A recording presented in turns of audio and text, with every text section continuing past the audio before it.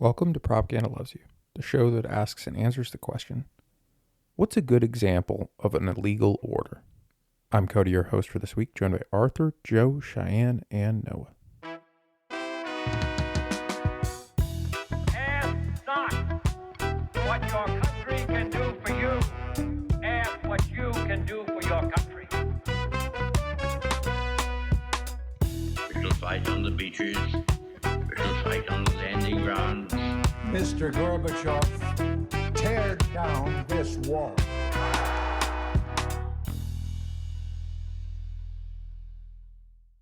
Hello, and welcome back to Propaganda Loves You. It is episode 50. We took a quick break last week while over the holiday weekend and decided to regroup this week with the full cast. So we've got Noah, Joe, Arthur, and Cheyanne here today. Hi, everyone. How are we doing? How's it going? How's your Thanksgiving? Whoa, good to be with you guys. I feel like Thanksgiving was so long ago at this point, but yes, it was good. How about you? Yeah, it was pretty good. We visited the Carolinas, saw some family I hadn't seen in a while, so that was nice. Some good reconnections with the roots. We got lucky this year. We had snow started like 2 weeks before Thanksgiving, and so Whiteface has been fantastic for the last couple weeks, and hardly anyone there during the week. So that's pretty much all I've been doing, and all I'm going to do for the next month and a half, I think, is just sit on the top of Whiteface Mountain. But That's awesome. Happy for you. yeah, it makes me happy. It's the only thing that does. So yeah, episode 50, we were talking about what we wanted to do for this episode, and we think, we are learning, or at least I'm certainly learning. Noah's probably just watching us learn a lot of these things around podcasting, but learning how to do this as we go along. And so one of the things that we talked about doing and decided to do was to wrap up our first season for our core episodes here at episode 50. So today we're going to talk about a couple different topics that we've already hit on over the last, how many months have we been doing this? Since April. Then we're going to be taking a bit of a break here for the next month or so where we won't have our core content episodes out. But we'll probably be doing some re-editing of our early episodes to get those out in video format. So we will still have some episodes coming out between now and the first couple weeks of January. This will wrap season 1 of Propaganda Loves You today. So in the spirit of wrapping up the season, I have a couple questions for everyone here. This is going to be about what we've done since April. These are just general questions, your opinion on them, anything that you guys have found interesting. So ask for, I think, like four or five different things that might be interesting for each of you from the podcast. The first one is what I'm going to call the Broken Record Award. And the question is here, what concept or words or concepts or things that you think that we described or explained the most over this first season of the podcast? And so I can either go first with mine, or if anyone has one that they're already ready for, they can pop in with that. But yeah, that's the first question for you guys. What do you think you've explained the most, or we've explained the most over the season? I don't want to be broken record and say like the term propaganda. So I'm going to have to say, I think like dehumanizing language used by like current modern politics of specifically probably like migrants in the US and other countries abroad like Palestine. But I think just like the dehumanizing language that we keep going back to and covering has been kind of the broken record, which is sad. It's a good one, though. It's a good one that, is very true, I would say. Like, it continues, right? It's a tactic that's used widely and often, and unfortunately, it's very effective. Yeah, So, any I think regime that's a that good one to reflect equates on. like the other to animals or vermin or infestation, anything like that. I like that answer a lot. I think that's a good subtle take because, like, I was just thinking about, I was reading a student's paper the other day, and he was quoting some economist who was talking about AI, and totally harmless on the student's part. I wasn't critiquing his language or whatever, but one of the sources he quoted had something about how AI systems allow us to replace labor with capital. And I thought the way it was parsed just totally dehumanized the human being that does the labor in that sentence. Just equating labor with capital.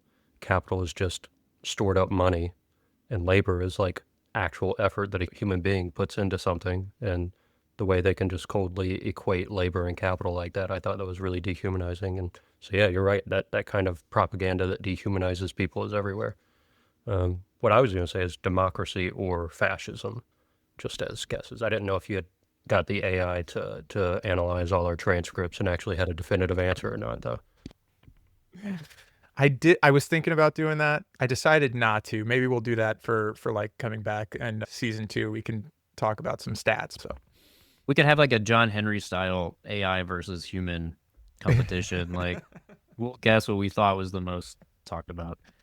No, for me, and this is no surprise from being a guest host here throughout the year, but also listening, it's really ICE and militarization. I think was a big topic, but I think that's no surprise given that was a major news event of the year. And I hate to even say it as a news event because it's much more than that. It's not important just because it's in the news. It's important because it affects people in a very deep way. But that's something that's been paramount to a lot of the work I've done outside of this podcast this year as well.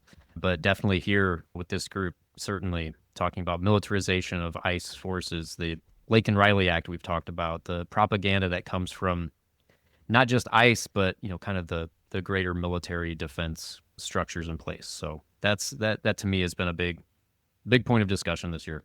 I think we have multiple.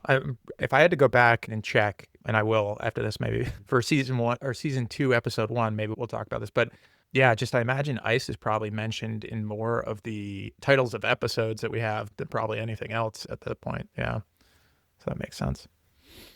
If they'd stop doing things, we wouldn't have to talk about it. True. I think for this one, I don't know if this is the most talked about, but I feel like it's something that we've brought up a lot.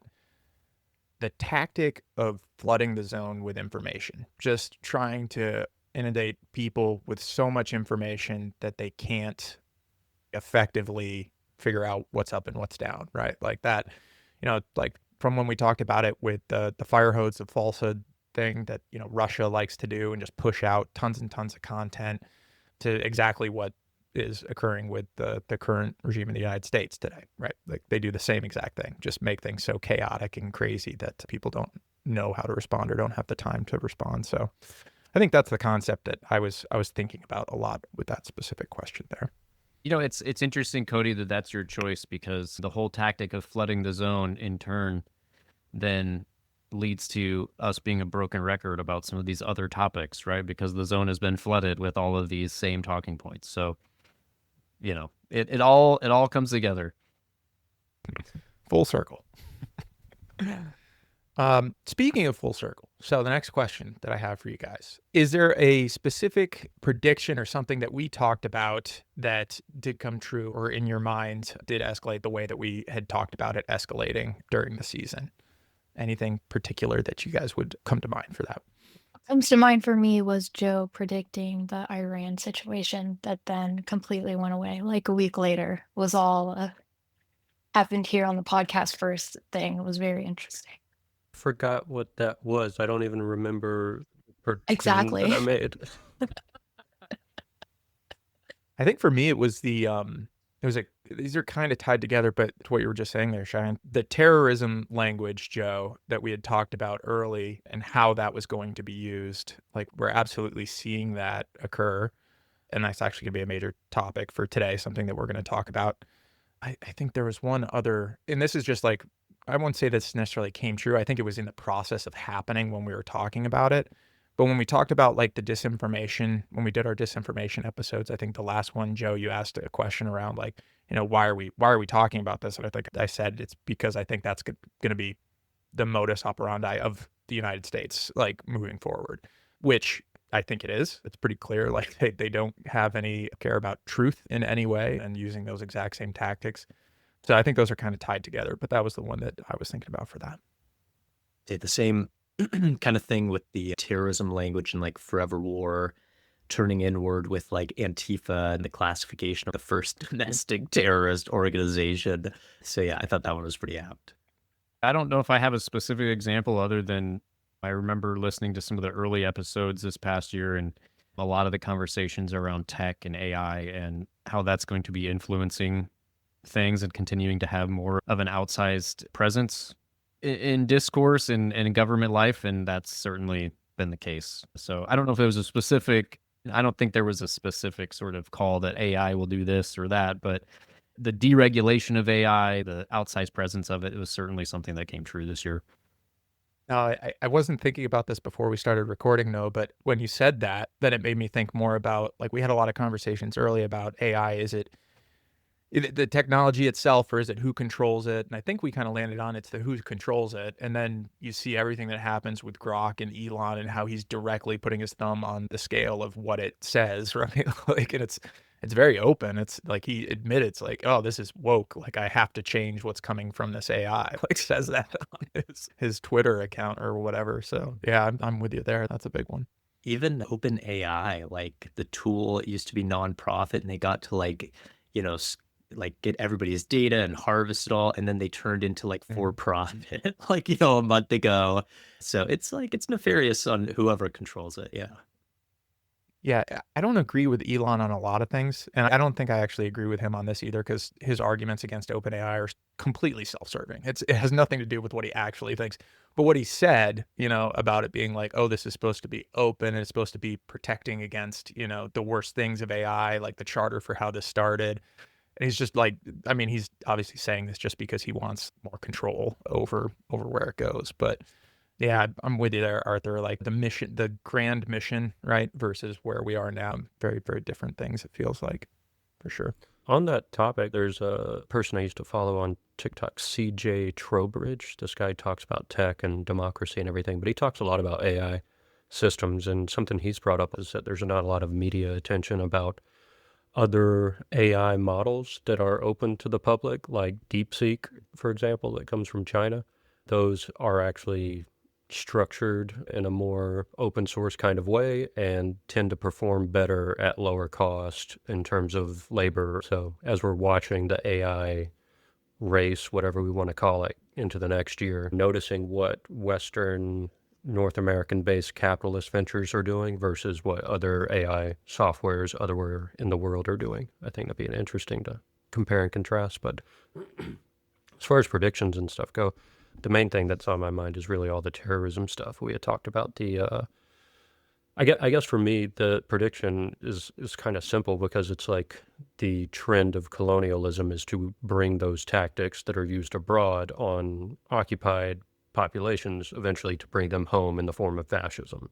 And so any state system that is colonial in its essence will eventually evolve into a fascist state. But terrorism finds its way home, and we see that with all the laws that are getting passed now. And I think I didn't read the report, but I saw a headline about some list that's going to come out from the Department of Defense soon about a list of internal domestic terrorists or whatever. So I don't know, maybe we'll make the list. Sure, if we do, we'll be in great company. AI in general could be a very interesting topic.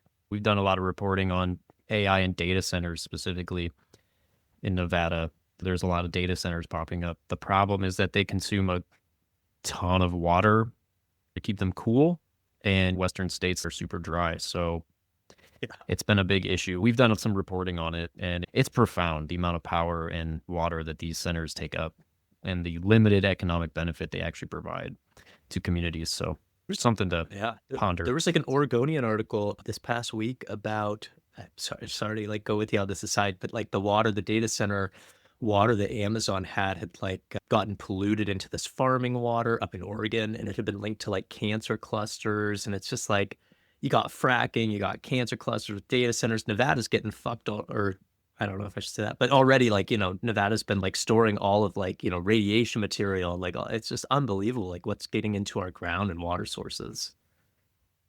Oh, we could have a whole other conversation about nuclear waste, but that's another conversation. I think just since 2022, anything that's exacerbating like the dry climate and the fire risk and stuff is just like, it's so scary. Oh, yeah. I mean, in Reno, specifically the Planning Commission, which oversees all this, they basically said, like, do not do a data center without any sort of plan. Because, like, they're like, we need to look into this. And then the city council is like, nah, we're just going to approve two giant data centers this other day. But it's fascinating. I'm just like picturing the city council, like, how did they double their net worth in a week? Like, what happened there? That's a great, honestly, like, because Nestle, water rights, water conservation, we can go into it. Oh yeah, there's a ton. Lithium mining for EVs is huge. Yeah, I'll stop. I'll stop with my aside now. Sorry. Just flag that for a future episode. No, I mean, I think that's really something that we haven't talked about too much in this season, which is the propaganda around climate change, right? And what a lot of companies have done to bury or obfuscate the truth that they've known since the 70s and the 80s, and how that has just permeated through to the point where at least 50% is just like, what do you mean? It's snowing in November. Therefore, how can, So I think it'd be great to do a good deep dive on that into next season for sure. So this one would be like the brain rot award. What was the one thing that we, like a clip or a thing that we talked about that was so completely out there that you just like maybe needed to take like a cold shower afterwards or go get blackout drunk or something? I'm not judging. Whatever you need to do to to not think about some of the shit that's out there. I mean, I think for me, just to give what popped immediately into my head was the whole that guy, the army, the online troll army, like the one that was posting the clips that Trump was reposting. What was it, like Dewey Army or something like that? But that guy, like watching him talk about how he knows a lot of the stuff he's saying is bullshit and it doesn't matter because it's just to get clicks. The fact that that is admitted out there and people still follow and listen to this guy, I think that was the thing for me that just kind of broke me for a couple days. But I don't know if there's anything for you guys that really was just like, wow, that's a bit much and I need to avoid humanity for a week or so. It was definitely the Trump Gaza golden statue insane AI video with Elon eating hummus or whatever. I had avoided it up until watching it with you guys, and it was just like I hit me like this is just so insane. Like the world is just does not make any sense, and this makes me want to like put my head in a hole. Like it definitely was a next level for me of just like how I don't even know what to say. That's my Forgotten about that. Like I pushed that out of my head until you said it, and then I immediately saw that golden Trump statue. Like, I think I was going to say anytime I hear or see a clip of a Trump administration official like Carolyn Levitt or Stephen Miller or somebody talking, just the bureaucratic word salad nonsense that comes out of their mouth and how easily you can trace it to these online petty bickering disputes that go on. And we have internet trolls in charge of the executive branch. Not that we really had a democracy before they got there, but it's really scary when these internet trolls are controlling the executive branch. So it just kind of makes me sick anytime I hear one of them talk. But then when Cheyanne mentioned that golden statue video, I also thought about the Kingmaker video or whatever with Trump getting in the plane and dumping poo on protesters in New York and everything. Like I don't know. I've always been opposed to the bureaucratic federal government and the way they use language and everything, but there used to be a nuance to it. There used to be like a subtlety to it. Like I have plenty of critiques about Obama as an administrator, but just the approach he took to the job was so much more respectable in a lot of ways, just the way he would talk about things and actually try to pretend to be a serious person about it. With that whole pretense gone, there's just something so cold and chilling about the whole operation now. I agree. I feel like that also applies to propaganda. Like the first question you asked, I thought like the opposite I would have thought is the prediction of like how like teaching people about propaganda and how to see it right now. It's just like completely changed. It's just blatant lie after blatant lie. It doesn't make sense. It's just garbage after garbage. That is a whole new level. In some ways, it's easier to teach people to spot it when it's everywhere. Not to defend what's happening, but literally anything that comes out of the administration, you can be like, well, that's propaganda, and here's why. It's absurd, absolutely absurd. I'll answer the question real quick, but to me, not again, broken record. It's ICE. It's the videos you see of these ICE roundups, but also traveling earlier this year and seeing Kristi Noem's video playing at the airport, these threats to people coming into the country. It's one of those things you see about in the news or you heard about, but then to see it in person, you're like, oh, this is how we're welcoming people into the country. That made me feel really just kind of ashamed of where we were as a society. Yeah. I'm with you there. The ICE thing is like, that was actually what I was going to talk about today, and that I switched to this other topic, but That needs to be like a couple episode deep dive next season. I think I've mentioned this before on the podcast, but we can literally take the tweets and posters that ICE and Department of Homeland Security are tweeting out and show you the reference doc from Nazi Germany. So that definitely needs to be a deep dive topic into the propaganda they're using for sure. So for these last two, hopefully these are less depressing. I would say the last one, was there a hope moment? Was there anything that we covered or anything that we talked about this year that actually gave you some hope based off of seeing the situation we're in? Anything that comes to mind for you guys? Yeah, I got to credit Joe for giving me hope this season, especially turning me on to Ken Klippenstein and Dropsite News. It's like hopeful that there's actual reporting going on still, and that not every outlet is owned by a billionaire. And there's like leaked materials, cutting through official narratives that come out, and it just has it's like revision. I don't know. It's given me a renewed respect for journalism, and that it can still shift public understanding and challenge billionaire mouthpiece propaganda stuff. So really, really cool. Shout out Ken Klippenstein and Dropsite News. Great reporting. Those are actually going to be my plugs at the end of the episode. It's Dropsite News and Democracy Now, basically, for current events. But when you asked that question, Kodie, I immediately thought, what would it take for the U.S. government to send a naval warship to escort a civilian flotilla that is trying to break the blockade in Gaza? Because the Italians did it, and they have a right-wing government, and that impressed the hell out of me, that a society could come together, do a general strike, and force their shitty government to do the right thing. That moment from Italy just really inspired me a lot. I'll piggyback off of that, because that's kind of my hopeful, or that's what has given me hope this year, is the people. Seeing the protests, seeing people in the streets, record levels of numbers of protesters throughout the country. That's one thing that's given me hope, is that people aren't just sitting down. I mean, there's a lot of complacency in the country, but there's also a lot of action right now. A lot of people are upset and taking to the streets, and that is heartening to see. And frankly, the other thing that's given me hope is, maybe this is a cynical take, but the incompetence of the administration. They're cruel, but they're also incompetent in a lot of ways. And so seeing them, things like the recent lawsuit against James Comey that was thrown out because of the prosecutor was, what's the word I'm looking for? Like legally illegal. appointed. Yeah, legally appointed. Yeah. That's the kind of stuff that it's a cynical take, but it kind of gives me hope that, it's like, well, they're cruel, but they're not very clever in the way that they're doing things. That's a really good point. When you surround yourself with sycophants that are just going to do whatever you tell them to, like regardless of what the law says, that's helpful, at least for people to see those issues. I think for me, this might sound kind of backwards, but it's actually kind of tied to what you said, Noah, the incompetence, but also like, I don't know if this is hopeful or idealistic, but I feel like this administration is showing us all the cracks.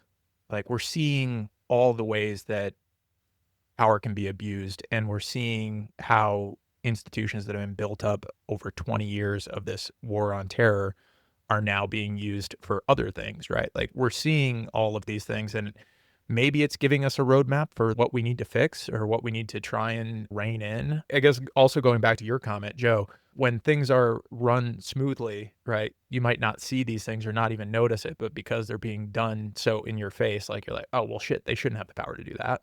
It doesn't make any sense. I don't know if that's hope, but that's kind of what I was thinking of for that there. I feel like hope is kind of a relative term right now. But I think you make a good point, Kodie, that not only when you see the cracks in the institutions, it also gives you hope knowing, well, these are where our weak spots are, and this is where efforts need to be made to fix things. So in some ways, some kind of twisted backwards way, there is a path toward hope, knowing like, okay, these are the vulnerabilities that we need to shore up as we move forward. It's not a perfect system, and people need to realize that in order to fix it. But I think my other comment on that was going to be Mamdani, because that's been really nice to watch and see him and take some of the fear away from democratic socialism or socialist democrat or whatever you want to call it, right? It's not necessarily the scary thing that everyone says it needs to be. But last one for this. what's the most insightful thing that you guys learned over the last year that you didn't know before, or something that maybe changed your mind based off of what we've been talking about? So last roundup question before we get into the big content for today. My initial thought on this was us kind of like, I've never been part of a group that just decided to come together as a small group and start talking about current events, start talking about the world. And, as a group, we didn't really know each other's positions clearly on all these things. We're sort of discovering each other's ideas and everything as we go. But what I found insightful and inspiring kind of is that when you get a group of people together who have good intentions and are transparent with each other and just have a good faith conversation where the goal is to deepen our own understanding and to learn from each other, things go well. We don't always line up perfectly on every issue or every position, but we have good conversations and we learn from each other. And I always feel like we all get something out of the conversation. So it's sort of given me hope that good conversations are still possible when people have good intentions when they come together. Yeah, I was going to say, like, I knew nothing about NGOs and the institutions of the federal government, like down to the degree that y'all have really conveyed. And that was super insightful. And in like tandem with the book club stuff, like just kind of uncovering like the narrative shaping of those institutions themselves and like even like meme warfare. I don't know, just like the whole uncovering of the narrative was just really insightful. And it happened in like episodes specifically talking about some of these things that had happened with all these book clubs. So it was really cool. I'll share just one thing that has stayed with me. I think it was a episode this summer. I brought up the question, sometimes I struggle with this idea of like, why do I keep learning about this stuff when it just makes you feel sad and hopeless in a lot of ways? And I think it was Joe, I think it was you who said, well, the benefit of this, or the reason we do this, is so that way we're equipped with the knowledge. So when we encounter other people who maybe don't know what's going on, we're able to share that and hopefully spread some understanding and build community in these shared facts. I'm butchering exactly what you said, but this idea of, you hold on to that not for yourself, but for the greater community. And so if there's anything that I really took from this year, it was this sense of how important it is to stay informed, not for yourself, but for your community, and really the importance of building community and doing what you can to strengthen your community in your own neck of the woods, so to speak. So I think that's what's stayed with me, and maybe that's also what's given me hope moving forward as well. No, there was an article I was reading this week, and I can't remember. I needed to save it and put it into the notes for this, but there's a quote from the article that I thought ties into exactly what you're saying, and I'm not going to get it correct because I don't have it in front of me. But the gist of the quote was basically like, we're not dealing with an uninformed populace necessarily. We're dealing with a maliciously misinformed populace, like with the amount of disinformation and propaganda that's being put out there. And so I think that just ties into what you're saying. Like, it's even more important for people to try to understand because, yeah, like otherwise, what are you getting? You're getting clips from the radio, clips from Fox News that's playing in every, public space, wherever, and you're being deliberately misinformed, which I think that made me think differently a little bit. I think people genuinely care about the issues of their community, but yeah, to your point, Kodie, their sources of information may be malicious. It's one of the benefits, I think, of like the curtain being lifted a little bit and like us seeing everything so blatantly and so like ubiquitously all the time. Like even the last Trump administration trying to talk to people about ICE and like, oh, these children are detained on the border, or even Epstein stuff. Like that was not the same conversation that I would have now, where people across the board kind of are. There's no way they predicted we would be here and now, and the things that have happened would have happened. Like everybody is a little bit shocked at the amount of change that we've gone through, and it does open up this ability to have those types of conversations and you not sound like a conspiracy theorist. It's just like, yeah, this is, you saw it, so. You really struck something there with me, Cheyanne, which is I do feel like a crazy person a lot of the time. So this is helpful. This is helpful to talk to you guys, for sure. The thing I was going to talk about, the most insightful for me, or the thing that I've learned the most over this podcast, I think it's looking at things a little bit differently from like a system view of what capitalism is how that plays with democracy or doesn't, and how we ended up into this place where capitalism and democracy, or American democracy, are supposedly the same thing or somehow connected together, right? Like, or they want us to think they are. And I think looking at it more from that lens and trying to take a step back in history like we have through the book clubs has helped with realizing that doesn't need to be a thing. Humans have existed for a long time before that was a thing, right? Like, so I guess perspective. I've gotten a lot of perspective from like the different book clubs that we've done, especially when affirmative action was white. That book and the procedural things and tricks and tools that they use to basically take the best parts of that legislation and rip it away, or at least not make it apply to large groups of people.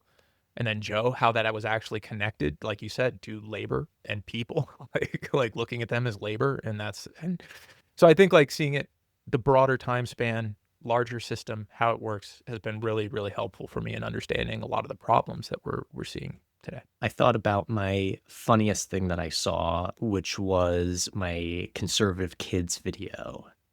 And that really stuck with me. It was, a video of like 8 to 12-year-old white boys claiming to be conservative kids, with all giving the thumbs up on YouTube. And it was kind of brain rotty too. But I just thought like humorous, but also nefarious and kind of gross. But I wanted to give conservative kids a shout because I laughed at it maybe like once a week, just thinking about the parents that put these kids in front of the camera to force them to do this. I had forgotten about that completely until you said that. And yeah, that was definitely a source of entertainment for a while. It lives in my brain. That also reminds me, we need to do probably like a 2 or 3-parter on ProggerU in general, and like that entire propaganda machine that they've built over there, talking about how, hey, Chris Columbus wasn't that bad of a guy. He's just, coming over. Besides, you can't judge people of that time. Some slaves had it okay. Their masters were good to them. That's the shit they're feeding to kids and trying to pump into the education system. So we should probably talk about that in season 2 a bit.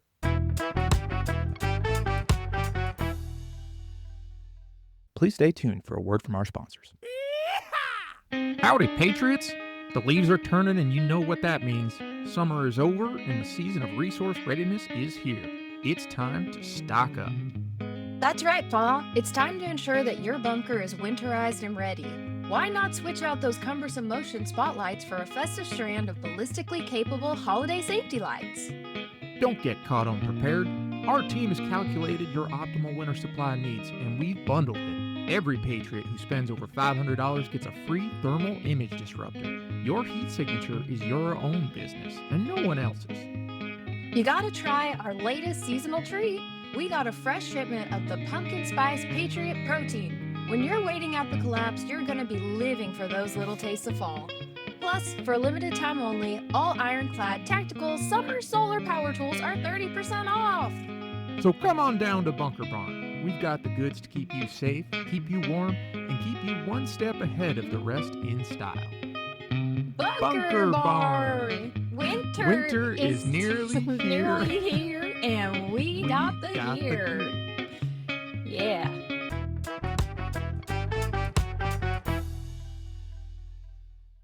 For this segment, I just wanted to do a kind of general update on the genocide in Palestine, Gaza specifically, provide some clarity about the definition of genocide. Since we use a lot of concepts and terms here, it's good to always define your terms and understand what you're talking about. So I'll do a little bit of that. I'll share some information, some reporting from Dropsite News about some of the basic numbers that relate to the genocide in Gaza, and then I want to share a brief clip from an interview that Dropsite News did with Nora Ericott, who is a human rights lawyer. I'll talk more about that, but share that definition, share a little bit of data and information from Dropsite News, share that interview from Nora, and then we can just have a general conversation reflecting on any thoughts we have about this ongoing catastrophe that's been a huge news item for the last few years. So with that, I looked up in the Oxford English Dictionary, because I'm a English professor, and that's what you do, the definition for genocide. So this is from the OED, and they clarify a little bit from the UN Genocide Convention from 1948. So they define genocide as the deliberate and systematic killing or persecution of people from a particular group identified as having a shared ethnicity, nationality, etc., with the intention of partially or wholly destroying that group. So the intention piece is particularly important there.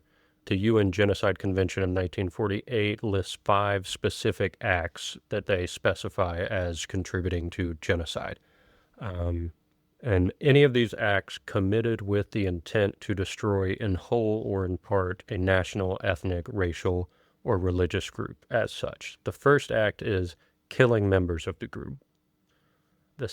So all these things, killing members of the group with the intent to destroy, etc., a specific national, religious, ethnic, whatever. So killing members of that group with that intent.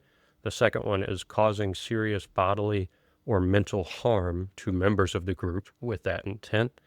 Deliberately inflicting on the group conditions of life calculated to bring about its physical destruction in whole or in part. So think about all the different infrastructures that are necessary to support society. 4, imposing measures intended to prevent births within the group. So you can think about the infrastructure of childcare. And then 5th, forcibly transferring children of the group to another group. So any one of those 5 things done with the intent to destroy in whole or in part a national, ethnic, racial, or religious group as such, those are acts of genocide under the UN Genocide Convention of 1948. So that's what we're talking about when we talk about genocide. I feel like the general conversation around genocide in the public is just the word has a certain qualitative reference that isn't always specific and is kind of vague but visceral. You hear the word genocide and you think, oh, what Columbus did to the Native Americans or what Germany did to the Jews, things like that stand out. But it's a process, genocide. It's not always just an instant that happens in one moment. Even the Holocaust in World War II unfolded over several years, right? And so when you think about what's going on in Gaza and Palestine and all the numbers that are coming out, it's an ongoing process that accrues over time. And on one day, you might have 1,000 people die or 100 people die, and you think, oh, I've heard of conflicts bigger than that. That doesn't sound like that crazy of a number, but this is ongoing every single day, adding up, accruing over time. And that's kind of the context in which a genocide takes place. And I feel like with international law, one of the theoretical benefits of clarifying something like this is that it gives you a legal apparatus through which to stop something from happening while it's in the middle of that process so that it doesn't complete, so that it doesn't, there's not some, to reference the World War II propaganda, not some final solution or whatever, right? You want to stop the acts from happening while they're still ongoing.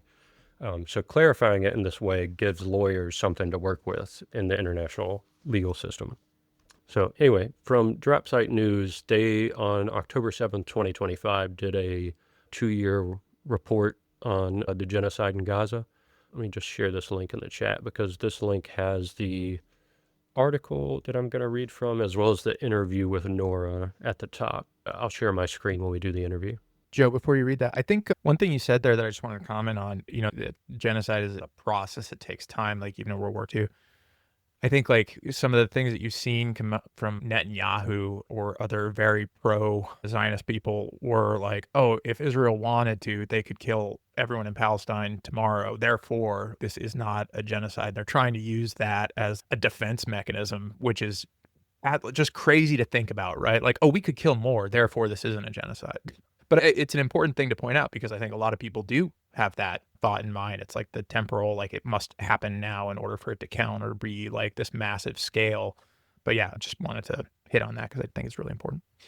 Yeah, for sure. No, it's definitely part of the propaganda that happens around it all the time. The article from Dropsite News I'm going to share, I shared in the chat. So this first bit is just some information of basically numbers relating to what's been going on. So I'm just going to read from their report for a minute.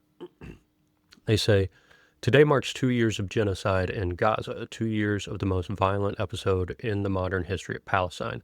Israel has killed over 67,000 Palestinians, including over 20,000 children.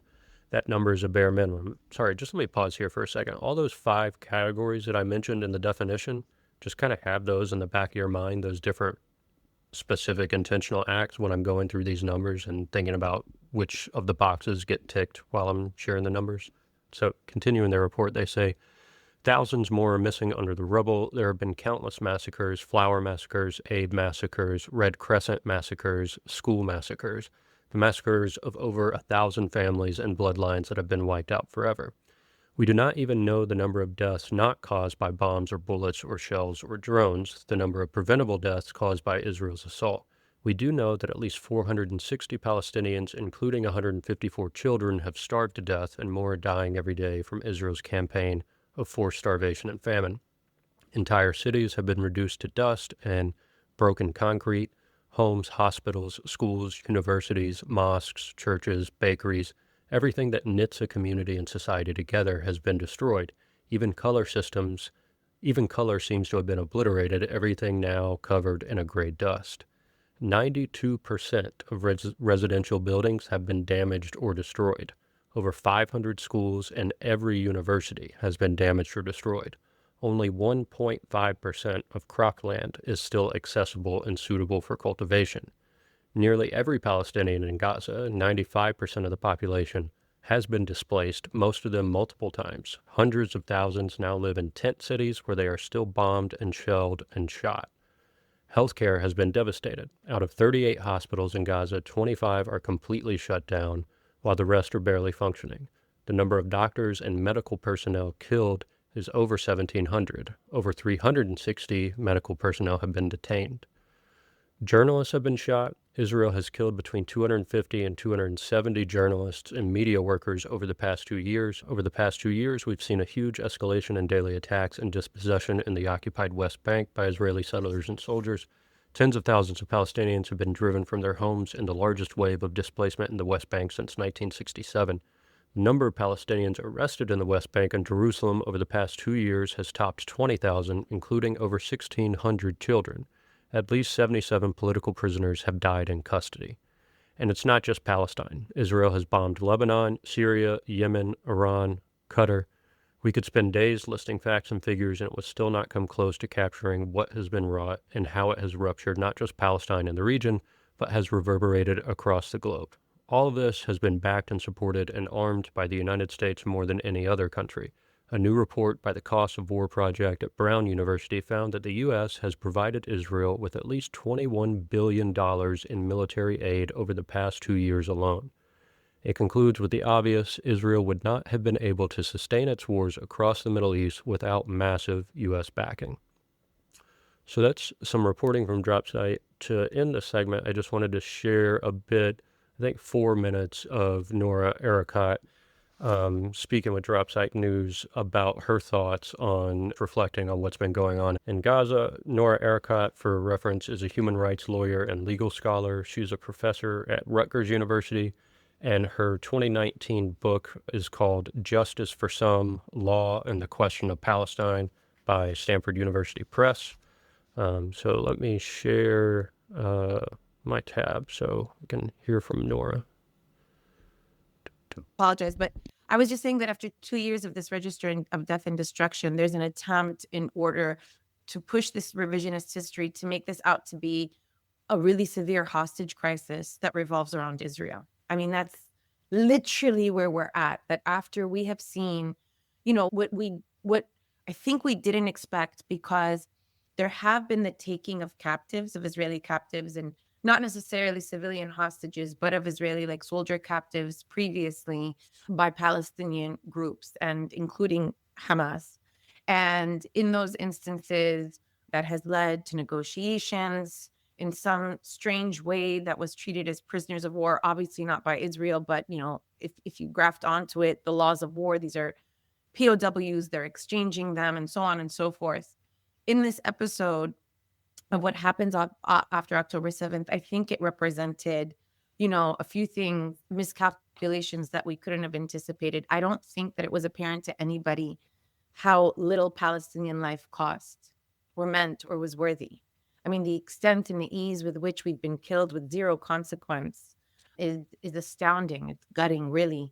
The other thing that we didn't anticipate is that even beyond that, racist dehumanization, is that there are rail guards that even if we're moving towards the point where the logic amongst political an economic elite is, kill them all, which is really, it has been the attitude. They're telling us openly, like, too bad for those Palestinian kids, but we can't let them grow up because they might resist and fight for their freedom, right?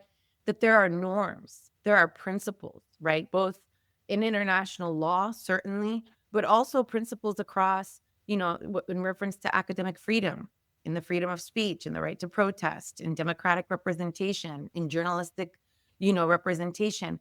And we have seen literally almost all of these industries and these principles, just collapse for the sake of allowing Israel to finish the job, to continue its Nakba as it wants. And so much attention is looking to international law and how it's failed, which I would completely echo. And I have things to say about the Security Council. But I just want to emphasize that it's not just like these legal institutions that we've seen become really impotent, incapacitated, right, by US threats and otherwise. But universities, even before the Trump administration had assumed the presidency, on their own, were attacking their students and punishing their professors and firing their tenured professors, right? There were snipers at the top of universities before there was a Trump administration threatening their funding.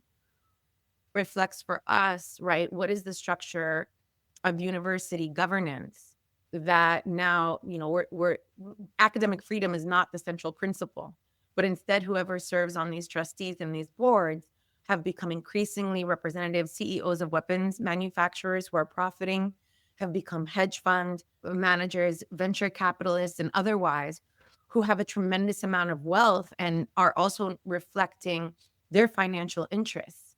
We have seen these boards, members of these boards donate the Canary Mission to dock their own students.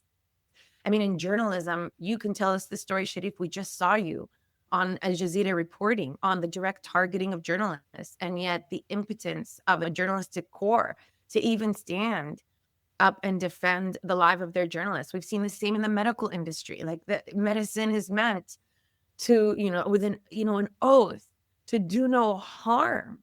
And yet you've seen medical associations writ large, with few exceptions, endorse genocide through complicity. And the same can be said, right, about what was I was rattling off journalism, academia, medicine, law. The same can be said about our political structures. Even the right to protest, right, and freedom of speech is blatantly gutted. We hear, a British, parliamentarian yesterday say, you've done too much protesting. Just because you have freedom doesn't mean you need to exercise it every day. I mean, this is where we've gotten to. Nobody could have anticipated, I certainly could not have anticipated, a suicide pact across industry and field, ready to destroy itself for the sake of enabling Israel to finish the job of Nakba, to remove. They do not have to answer for their crimes at all, and no longer have to deal with the fact of their crimes that are necessary to sustain a Zionist project. I mean, Zionism is, the establishment of a Jewish majority state on a land where Palestinian people seek to achieve their self-determination and to be self-determined. The only way Israel has been able to achieve that is through criminality, through prolonged military occupation, through apartheid, through genocide. And rather than attack these systems, right, Palestinians are attacked. If you get rid of Palestinians, Israel isn't any longer an apartheid regime because they're gone, right? And there seems to be a suicide pact, unfortunately, from us, that's signed off on this. And the upside of this is, wow, the resilience of civil society to fill in the void, and to name this. But I think what's looming ahead of us is what does this mean for Palestinians, certainly, but what does it mean for the rest of us? Okay, so that was Nora Ericott, human rights lawyer and professor from Rutgers University. And some of the stuff she was getting in there at the end, I thought was kind of hitting the interconnection analysis for me in a big way. The board of trustees for universities being connected with hedge funds and capitalist ventures that are, for profit-driven reasons, interested in selling weapons or distributing resources for Israel to do this genocide. But just how the money system kind of gets connected all over the place. I thought that was a big piece of the analysis that really seemed important to me. But any thoughts or reflections about this topic, about anything we just heard from Nora, or anything that's on your mind at all you want to share? I do want to, like, as a direct to what you just said, Joe, it makes me think about how anyone who has like a 401k and it's like managed by their company, or like companies that used to have pensions that they would pay out directly, and now it's a 401k that's privatized by some hedge fund that's investing. It creates a system of complicity, whether we want to be involved in that or not, if they're investing in these companies that are making money off of conflict, right? So I think that's like something that I hadn't thought about a lot more, but when you were saying that, that just like it popped into my head. But the other thing from what you were reading initially, with just the amount of destruction that has occurred, it makes me, and I think we've talked about this before, but it goes back to like, what does that mean from a genocide perspective? Like, how, even if Israel stopped all operations right now and literally just left Palestine alone, like, how long is it going to take for them to actually rebuild any type of society? Like, this much destruction is going to basically take their, I guess, I'm thinking of that graph, right, that shows like population graphs by state or something, and you have like some huge dramatic thing happen and that population shrinks, and it takes generations for that to actually come back and be a functioning society. Like, that's all I'm thinking about here. Like, how are they going to be a society with the amount of destruction that's occurred? How many generations would it actually take for them to be able to come back and live like normal humans, I guess? I don't know. That's kind of what's bouncing in my head. Yeah, I think Nora's point about self-determination is really important in answer to your question, because like on that question, Trump and his team, in collaboration with capitalists and the state of Israel, et cetera, are trying to propose the solution. They're looking at the destruction, just like you were mentioning, and saying, somebody has to help rebuild. Therefore, here are all these, and they're trying to push that whole Trump golden statue video we talked about with Gaza earlier that Cheyanne brought up. Like, they're trying to offer that solution, which is why I'm saying Nora's point about self-determination is super important. Whatever happens to their infrastructure, how they develop it, how they rebuild it, is super important that it is decided by Palestinians themselves how to do it, and not by some U.S. coalition that tries to manage everything. I think what stuck with me the most was when Nora was discussing how, like, we didn't know it was like a global world, how little we valued Palestinian life. And I think it's like just the whole thing that stuck with me throughout the entire, since like, October of last year, is really like how this whole nation that has gone through this in the 40s is now like turning it and doing the exact same thing. And the citizens, if you see like all of the videos of these people talking and how they talk about Palestinians, like they're completely just out of touch with reality. They are completely drinking the Kool-Aid, and they're all like hating these other people for whatever. I don't know to get into it, but like just that whole, like just seeing a nation's morals and like who I kind of thought and was taught like these Israel Jewish people were, and how that's kind of like capitulated in our modern world, and then how they actually value this other life, and they're now talking about them as vermin, and how they're kind of, just using the exact same tactics exploited onto them. It's like that forever war turning inward, exact same kind of thing. Now it's going outward again. And it's just, that's been like the most horrifying, emotional, grunting thing, I think. I think it's a good connection to bring up after we've just talked about like the dehumanizing language and like what that can do over time with, power in the military and how it just changed so quickly. Like it was set up and ready with these ways of thinking and tensions and stuff that whenever conflict did start, it just was, yeah, who could predict that? I wasn't aware, at that point in time, how exactly like what she said, how little humanity as a whole was going to fight for the lives of like this group of people. The dehumanizing language piece, there's the parallels are pretty clear, but like if you're a Palestinian, then you're Hamas, right? Like that, like the whole like, or if you support like Palestinian children, you are a supporter of Hamas. Like that just equation of everybody to whatever the absolute worst is that's been going on in the US for a long time, right? With Islamic terrorism and being like, these guys bombed the World Trade Center, therefore every Islamic person is a terrorist or something like that. Like, but that's literally how they're thinking. You can see the same thing in the US with every brown person that comes in the US is now an illegal immigrant, or I mean, according to Trump, like, a rapist or whatnot. It's the same outgrouping and dehumanizing and treating like they aren't worth life, right? Or their life is worth less just because of genetics or where you're born. Like, yeah. And yeah, I don't know. That stuck with me, Cheyanne. Just the equation of all these people to the worst. Do we want to be equated with the worst the US has to offer? Like, because it's the same thing, right? Like we have some pretty terrible people in the United States and groups in the United States, like crazy white supremacist groups. Like, are we all that? Like, because that's essentially what those groups are doing to the Palestinians and to immigrants in the U.S.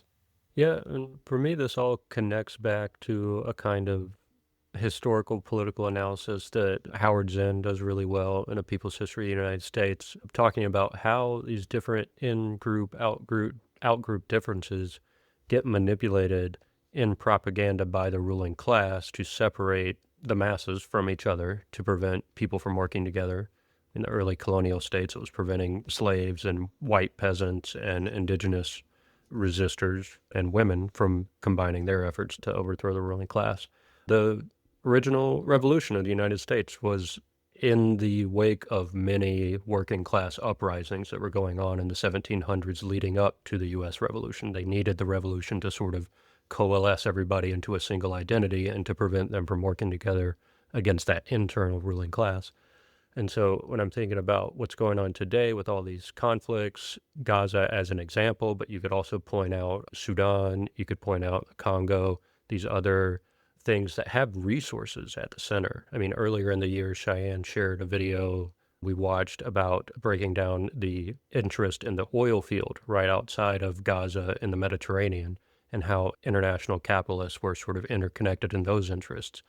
When we're thinking about propaganda, what stands out to me with the example of genocide in Gaza is how quickly the conversation can be flooded with this low-level in-group, out-group critique, where it's about ethnic differences or religious differences or something like that, and then the whole overarching systemic view of how capitalism is driving all the resources that are necessary to do the genocide isn't even part of the conversation. Right. And so I just always want to emphasize how global capitalism is implicated in all of this. And on that note, just plug an app called No Thanks. There is a No Thanks app that allows you, I think it's part of the BDS boycott, divest, and sanctions campaign set up for that reason, but it lets you know which corporations are financially invested in genocide, basically. And you can scan any barcode and it'll tell you about that company's investment, and you can make purchase choices based on an ethical outlook of not wanting to financially support companies that support genocide. But for me, sort of kneecapping the profit-driven motives that make all of this possible, that's where I always want to take the analysis instead of letting it be about ethnic differences or whatever. But the propaganda is just flooded with all that low-level in-group, out-group stuff. I almost said as our like most used thing that I would say I almost set the money behind it, because there is this thing about propaganda. It's like, why would somebody say something that's not true if they know it's not true or whatever? It's just like because they stand to gain something from it. And I think that is something that we keep coming back to over and over again. People know better. That's the thing that I think gets so frustrating, because you're like, they know that things may work better for more people if we did it in different ways. And we see examples of that being successful in other places, but it is not in our best financial interest to stay dominant to do those things. And that's why we have to just spit out whatever garbage we can to confuse people so they don't realize that we know we don't care and we want to keep making money. The whole profit motive thing and this is just insane to me, that that's where we are. Like fucking Kushner, like trying to make deals with Russia on behalf of Ukraine so that they can pull out like everything's money, everything's transactional. Like and it's so clear and obvious that that's just how it's viewed, right? Like at that level now. Like, what are you going to give us in order for us to protect you, right? Like, what are we going to get, right? It's like the mob protection racket kind of thing. It's like how they view it, right? Like that, if you're going to pay us some, whatever royalty fee or something like that, great. But we're just going to go with whatever's going to keep us in power and whatever's going to make us the most money. It's disgusting. Yeah, it kind of seems. It's depressing. Yeah. It's good to know though, because it's like you said, like the strategies that really like the field that you're playing on is affecting them financially, and like where you're spending your dollar, that is just kind of emphasizes that those things are important, because it really is kind of hitting at the heart of it. I was just going to mention there's a novelist I like, Kim Stanley Robinson, who writes science fiction, but he has a book. There's one book I haven't read yet that we should probably read called The Ministry of the Future that seems very on point for a lot of the conversations we have. But the book I'm thinking of is New York 2140, and it's exactly that. He's describing what's going on in New York City in the year 2140. And he studied under Frederick Jameson, who's a big Marxist critical theorist at Duke University. And then he started writing science fiction novels. So he has a kind of future-oriented socialist perspective on what's going to happen to capitalism and the different shapes our societies will take in the future. But in New York 2140, the U.S. government still technically exists. There are representatives, there's Congress, all that stuff going on. But the major forces, especially militarily, are corporations. There are big corporate buildings in Manhattan. Average people are sort of coming together and trying to break into, I can't remember the plot specifically, but these average people are sort of banding together to try to break into a building or something. But the military force that confronts them are private contractors by that corporation. They aren't some National Guard, they aren't some U.S. military. And so I'm just thinking about that as a future possibility and where we are now, and thinking about what Cheyanne is saying. We're sort of transitioning to a period where corporations have the most power, more than nation states. But the narrative we get on the surface is that the nation states are still in charge and negotiating everything. So that's the sort of global performance we get. This is about U.S. and Ukraine and Russia. Behind the scenes, it's really about a handful of corporations and them working out their interests. But that's not the analysis we get. So I'm just sort of thinking about that as a way that this transitional moment we're in is getting obfuscated a little bit. We're not seeing through it, but we are transitioning to it. It's basically about multinational corporations. It's not so much about nation states anymore. I think I agree generally. I don't know if we're all the way there yet, though. And the reason I say that, well, yeah, and I'm not saying that you're saying we're all the way there, but like for a lot of people in Ukraine, it's still about Ukraine for them, right? It's about the nation state for them, and having that independence and not being forced to just merge with Russia, lose all of their own cultural identity and whatnot. So, but to what you're saying, I agree, because you see things like what's happening with like Elon Musk right now, and he's being sued by the European Union because of violations that X/Twitter have against the Digital Services Act that they put into place. And so what's Musk doing? He's saying the EU must be abolished, because he knows that as of right now, I mean, the U.S. government was the check in quotations for everyone listening here, And now really the only other thing out there is a large enough, nation state to actually check his power, which is why I say, like, EU disband that, because he knows he can bully individual countries. Like, he's powerful enough and rich enough and has enough pull to be able to do that. So I just like it's just interesting you saying that. Like, we can watch it happen, or we can watch steps of that happening right now in the open, which is how we get to Blade Runner, I think. That's an important point, too. I'm glad you mentioned the Ukrainian and cultural identity piece for people on the ground, because that's really important. And going forward, as society transitions more blatantly to be dominated by corporations, it's important for people to clarify and define the values culturally that matter to them, because otherwise it's going to be billboards that are trying to define our culture to us and get us to agree with them.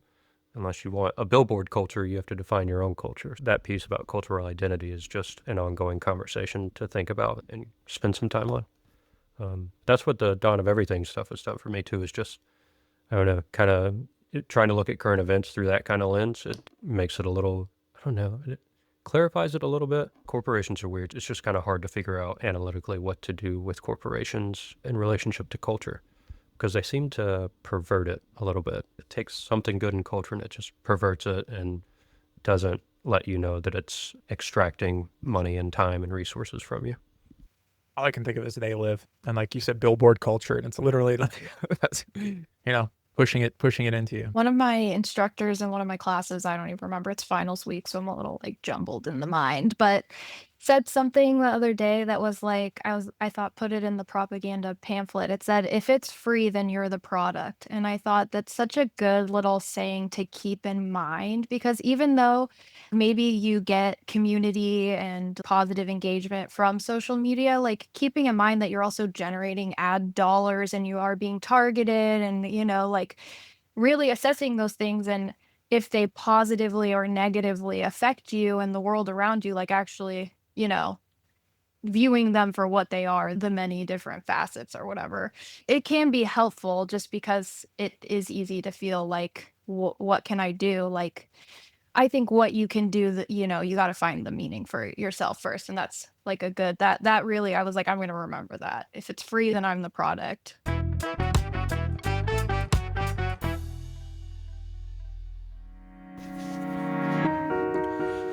Attention citizens, we must address the most serious threat to our collective security: systemic stagnation. Our national models are unequivocal. A cessation of sustained operational investment is fiscally reckless. Defense sector stock stability is directly tied to the current expenditure rate. We cannot compromise global shareholder confidence.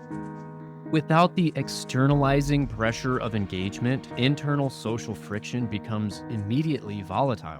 We utilize this necessary expenditure to prevent the localized breakdown of institutional trust, safeguarding against the return of terminal domestic conflict. The experts are clear. The economic and social cost of standing down is unacceptable. We must maintain the necessary level of engagement to guarantee your financial security and social cohesion. View this expenditure as a necessary wealth security dividend. Your commitment stabilizes the entire global market, a negligible cost for guaranteed domestic financial order. My analysis indicates that the populace is now profoundly reliant on this external tension. The evidence suggests that this tension remains the core structural mechanism preventing internal collapse. The stability mandate is the bedrock of your reality. Support the effort. Don't risk the unthinkable.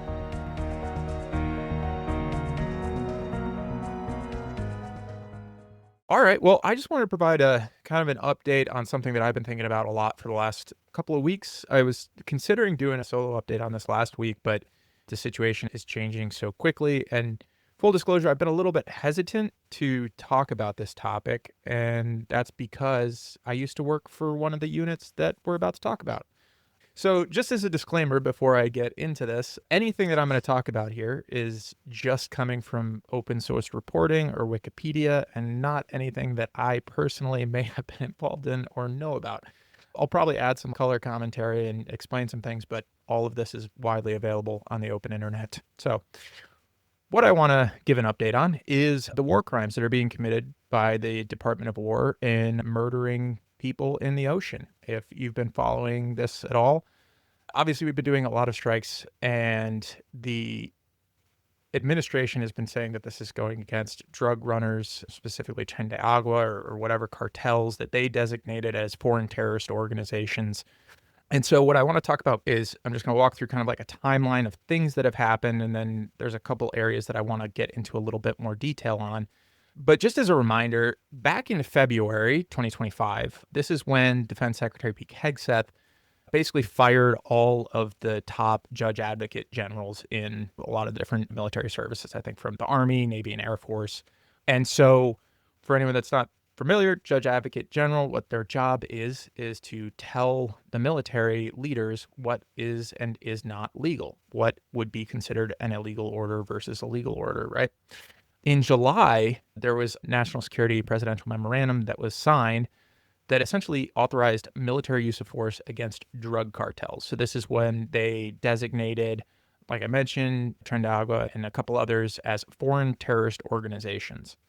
This is different from how they had been treated previously, which was as transnational criminal organizations. The foreign terrorist organization label is really distinct for groups like Al-Qaeda and ISIS, which were like each of these organizations had external operations arms, literally people that were planning how do we do attacks against civilian populations in Europe or the United States. That's a true thing that did occur with these organizations, right? And that's what counterterrorism operations were trying to prevent, those specific attacks against U.S. soil or European nations by Al-Qaeda and ISIS. So by basically labeling these drug cartels the same thing, what the administration is trying to do is be able to use the same type of tactics and techniques against these drug cartels that they used against ISIS and Al-Qaeda.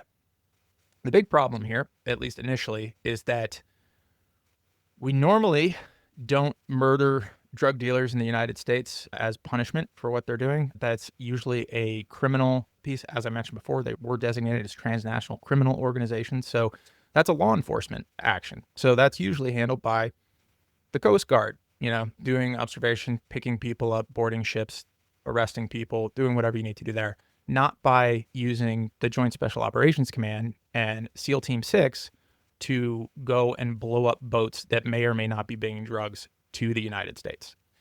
So that's what they were trying to do with this, right? And so September 2nd, 2025, this is the big strike that's been talked about the most recently over the last couple of weeks. So one of the first strikes, I think, that occurred, there was 11 people in a boat. This was in the Caribbean.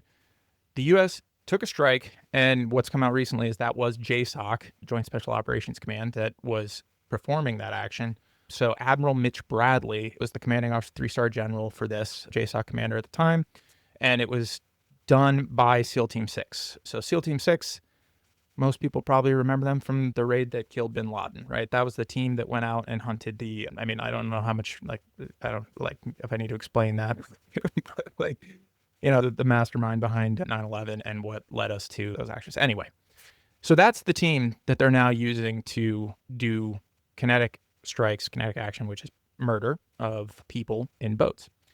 And so what happened in that strike was, and why this is coming up now, is what they're arguing is there was a second strike that occurred, a double tap. So if you've spent time in the counterterrorism world or if you were in the military, initially that thought might not seem that strange to you because that happens all the time or happened all the time in the 20-year conflict with these terrorist organizations. But the difference here, and the reason that this is being called a war crime, which it pretty clearly is because we're not using the same legal authorities to go after these groups that we did when we actually had the global war on terror, the authorized use of military force, AUMF, that was given by Congress to pursue some of these terrorist organizations, ISIS and Al-Qaeda. That does not apply to these drug organizations. So that's one part that's an issue. Second part, there's very specific laws when it comes to maritime and what you need to do for individuals that have been considered taken out of the fight or are no longer a threat in this scenario. So much so that it actually is like a documented, like what could be considered an illegal order. The example that they use is if you happen to disable a ship and there are survivors of that attack that are now out of the fight because they literally can't do anything, right? What are they going to do if you're in a shipwrecked in the middle of the ocean? Are you going to fire back? Are you going to paddle the shipwrecked ship to wherever you were going? Like, they are out of it. Like, there's nothing they can do at that point. And so the act of striking that boat again and killing survivors that are in the water is literally used as an example of an illegal order. And so that's exactly what happened here. The second strike that occurred wasn't like this occurred, like they hit the boat and then, they sent another one because they weren't sure if they disabled it or something like that. It wasn't rapid succession. This was almost an hour after the initial strike. And these people were standing on top of the wreckage of the boat, apparently from the video that they've shown Democratic lawmakers, literally waving like, what are they going to do? Right. And most people would take the motions, whatever they're doing, as a sign of surrender in this scenario.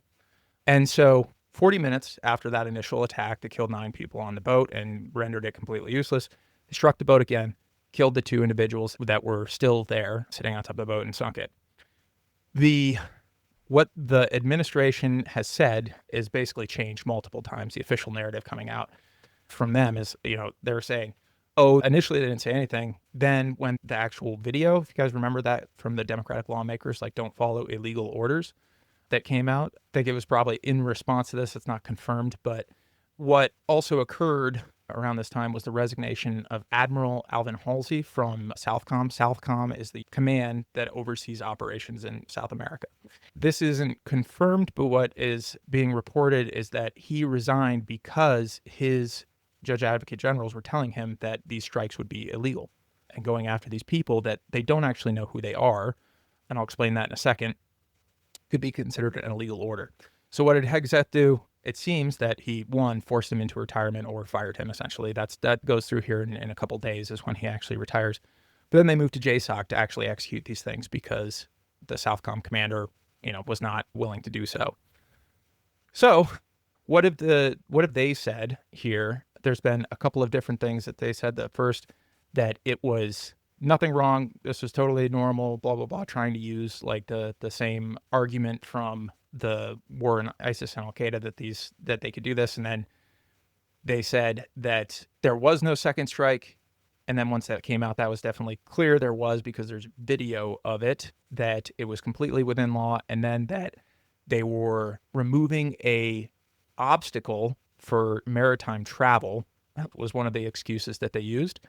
And then the most recent one was when Admiral Bradley went to Congress and briefed them on what occurred. And he said that they were still considered in the fight because they could have been trying to call for backup to move the drugs to the U.S., get another boat coming, or gathering up the drugs that were there. So he's making the thing that there is still some sort of threat, and we're using collective defense in this scenario, which is drugs are coming to the U.S. and they could kill people. Therefore, we need to kill these people first. Like that's kind of what they're arguing on this. Yeah. So they're saying, so following the full exposure, Carolyn Levitt, there's multiple videos of her kind of like just defending this and lying through her teeth, saying, conflicting things back and forth on that. But yeah, SecDef Hegseth explicitly was invoking the Foreign Terrorist Organization designation to argue that these were terrorists and survivors were still combatants, and that they still posed a threat at this point.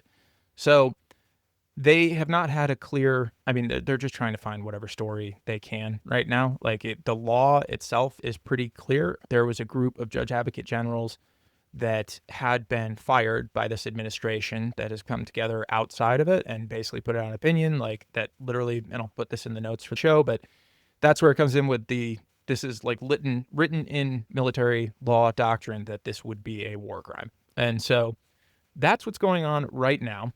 The one other thing that I wanted to mention here that I found extremely interesting was what they talked about in how they are targeting these individuals. They specifically said that what they're doing is they're using signature strikes. So to explain that just a little bit, what that means is they don't necessarily know who's on the boat, but that boat or the people that are associated with the boat went to locations that they believe are associated with drug trafficking or drug movement or something like that. If JSOC's the one that's doing this, they clearly have the intelligence capacity to be able to provide like how are we targeting these people, like what's being used as qualifications for this. And the other piece of that, what was it? So it's like pattern analysis where these people are going. Normally when you think of counterterrorism operations, or at least when I do, if you think about just like the big ones like bin Laden, they know exactly who the person is, where they're located, and likely everybody else that's in that same compound with those high value targets. That's not what's going on here. They have no way of knowing for sure who's on the boats that they're actually striking, is how it appears right now. And it's totally based on, did they go to certain locations that would make them a likely drug smuggler?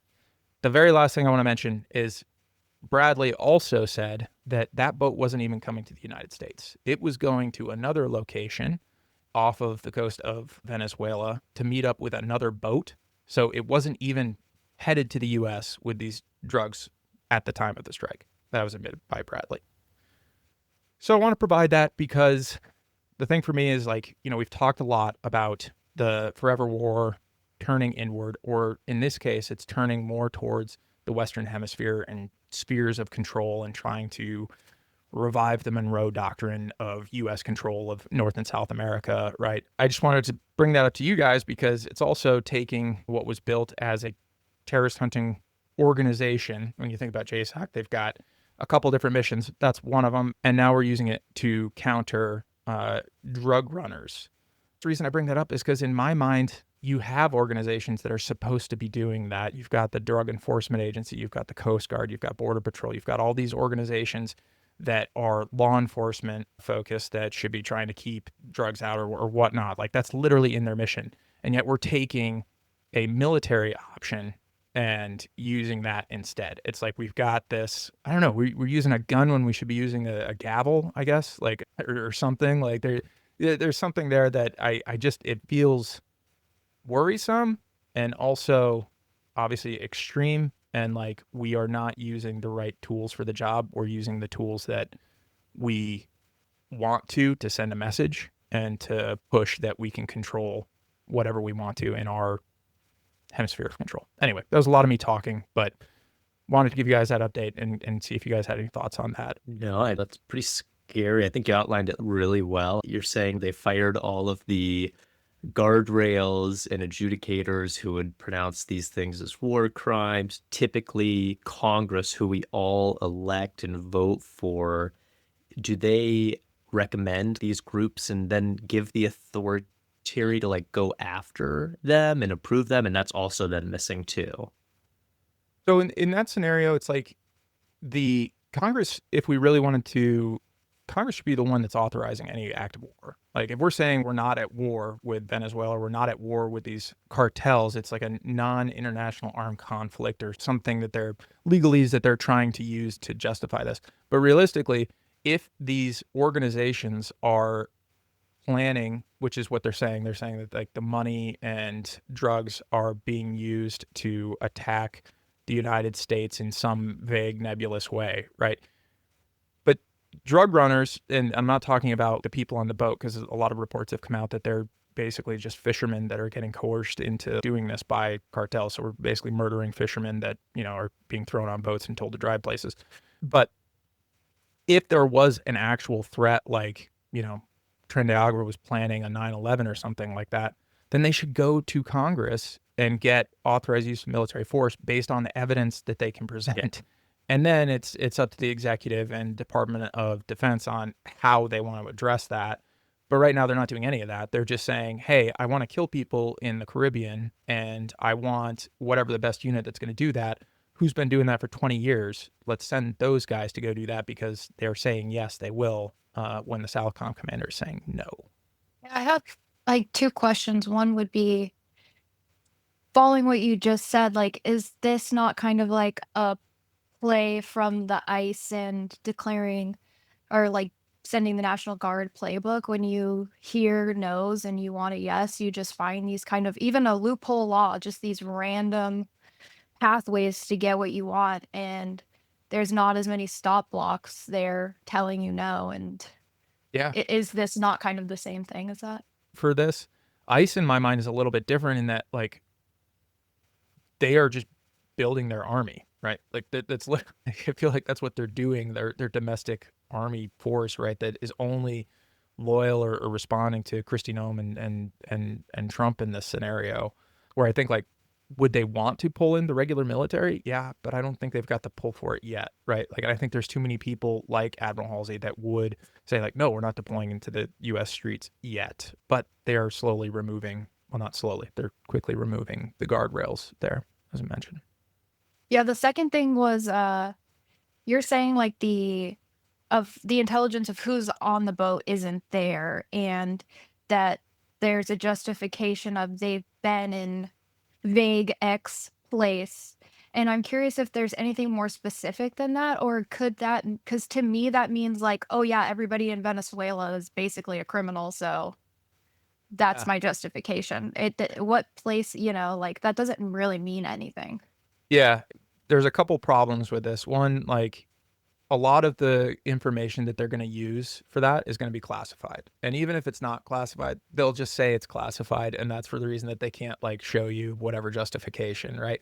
But what that means is if we have the DEA, assuming that the DEA has some sort of intel group that's monitoring how drugs are being moved or what routes or whatnot they're going through. If a boat went to these three ports are known for moving drugs, and then it went up this specific route that we know drug smugglers have used before because we've tracked them back. Like, that's the type of stuff that they're saying they're using for signature-based targeting. It's the same thing for, like, if you were thinking about, like, ISIS AQ in Syria, like, oh, this person has gone to these 5 different locations that we know are ISIS strongholds and has met with certain leaders, therefore we think that's a valid target. It's kind of like that sort of methodology that they're saying they're using.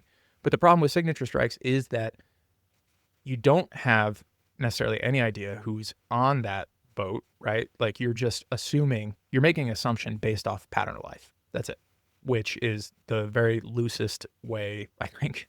I don't know. I'm very against that just in general, because like, if you're going to be taking this kind of action, I feel like you need to know every single person that's on that boat or in that compound and exactly why it's justified in my mind. But, that's just me. Yeah, just like stop the boat. Like, where's the boat coming in? And just go. You mean go the thing talk that to we've 'em. been doing Yeah. like for years and years before Yeah. this? What's the minimum amount of violence that we can use? And maybe even get violence out of the equation altogether. Can't we just like maybe Yeah. restrain the drugs from coming in and push the boat gently back? Well, it's like, that's the thing too, right? If you have this force that you want to use, you could still use JSOC or whatever unit to do all of the overhead, like the visual, like monitoring, tracking. If you're like, hey, I need all this equipment in order to do my job effectively, great. Send an MQ-9 up there. Don't put any missiles on it. Just follow them, track them. Like, right? You can still unlock a lot of that capability without having to murder people, I guess is my point. When in the 2016 election, I think that Trump had said I could shoot somebody on Fifth Avenue and nothing would happen. Yeah, totally. How is this not that? Like, Yeah. so How is so many things not yeah, that? I mean, I guess I'm just thinking about the dawn of everything and control of violence and control of information, of how those two forms of domination come in on this issue of like, we're the state, we have a monopoly on violence, and we're daring you to question it. And if you question us about it, we have the right to state secrecy, and we don't have to tell you anything. And I don't know, it's just kind of weird. NPS for all pedophiles. Yeah, exactly. Yeah.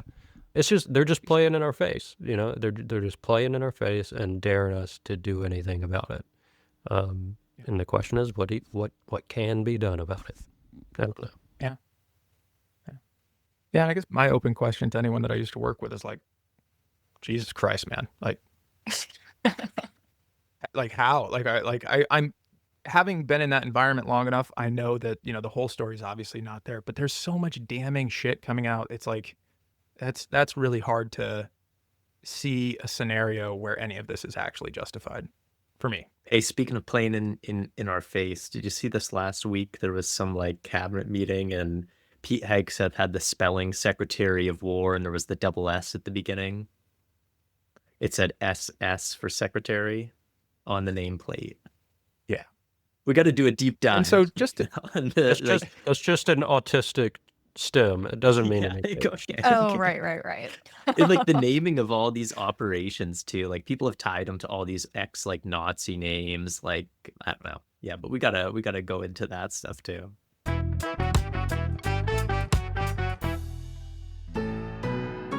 Democracy is needlessly complicated. Filling forms, showing up on time, reading the issues, it's an unnecessary drain on your personal productivity. I tried to keep up, but honestly, I never even looked up the stuff on the ballot anyways. I just picked the authorities' recommendations all the way through. Now I cut out the tedious middleman and skip the jury duty.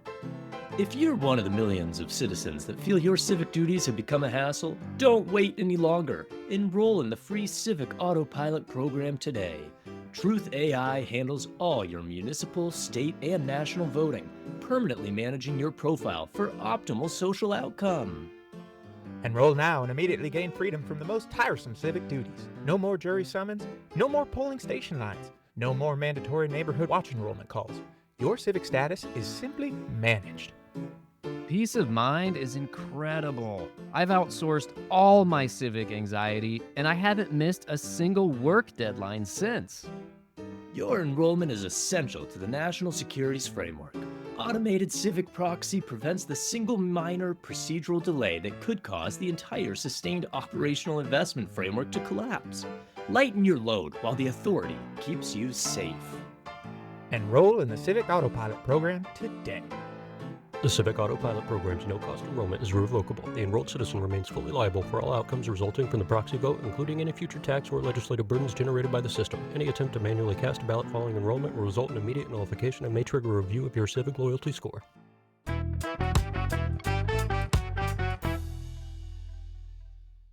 All right. Well, thank you everyone for listening. This has been our season finale for season 1, episode 50. It's been, I don't know, I've really enjoyed it. It's been nice just to be able to talk to you guys every week for the most part and commiserate a little bit and hopefully not go crazy. But before we go, I did want to do one quick plug. So over the break, I'm going to be working with the Adirondack Voters for Change. I know we've plugged them a few times here. So in Saranac Lake, they actually have a new hub location on Main Street, and it's got it's a community hub. They've got a bunch of different things going on there. They're going to be doing video screenings, book readings, book discussions clubs. They also have a community fund for some mutual aid to help families in need. So I'm going to be volunteering with them a bit to work on their public relations team. So that should be fun. I'm looking forward to that over the break. And then a lot of snowboarding. And then, hopefully be back here sometime in January to kick this back off. But any plugs from you guys before we go for the season? That work for Adirondack Voters for Change sounds cool, man. Hope you enjoy it. Look forward to hearing about that in the future. I don't have many plugs, so just wanted to plug for keeping up with current events and trying to get some good information, but not drive yourself insane. Dropsite News has a daily roundup of current events globally and domestic that you can just get in your email. It's a nice roundup of things going on. You don't have to sit in front of a screen and watch a bunch of depressing videos about things. If you do like to watch the news, Democracy Now! Is always what I recommend and enjoy when I want to watch the news. So those two things, Dropsite News and Democracy Now! For staying aware of what's going on in the world. That's it for me. Thanks for having me on, guys. It's been a really good conversation. Yeah, my plugs for... the only thing I want to plug is the Sierra Nevada Ally. We're an independent nonprofit news organization based in Northern Nevada and Eastern California. So we're covering topics that are important to the American West around civics, climate, and community. And we are in our year-end fundraiser. So now through the end of the year, December 31st, any contributions that you make to the Sierra Nevada Ally will be doubled thanks to our partners over at Newsmatch. That's up to $1,000. So please help support independent nonprofit news at sierranevadaally.org. And thanks. Nice. I got, for our local area, the Eugene, Springfield, Oregonian area, we just ended our contract with Flock AI cameras this past week. And it was a really big battle against not only city council and the city manager, but the police, who would have thought they were all aligned on using it. And anyway, it's just a lot of community pushback, and there are a lot of national cities like Austin and San Diego have already banned Flock AI because it's used by ICE, and the way that it works is like it's a national database. Anybody can really, I guess, any authoritarian people, even without warrants, can access and use this full surveillance. And there's just a lot of info. Check out things like Eyes on Flock and see if you have local Flock cameras. There have been issues, though, with other cities where they still can access the cameras and they've been turned back on by like HOAs or private businesses. So really just be aware of like Flock AI and check out and push back if you have those in your city. Hope everybody has a good holiday season. Use that time to connect with human beings if possible, and the end. I like it. Yeah, and we'll be working on our outline for next season. So if you've got ideas, feel free to go on our website and submit them. I'll get them in my inbox. So feel free to send those our way. And if you feel like promoting the show over the break, you can download some posters there as well and put them up wherever. But thanks again, and we'll see you next season. Cue the Christmas music.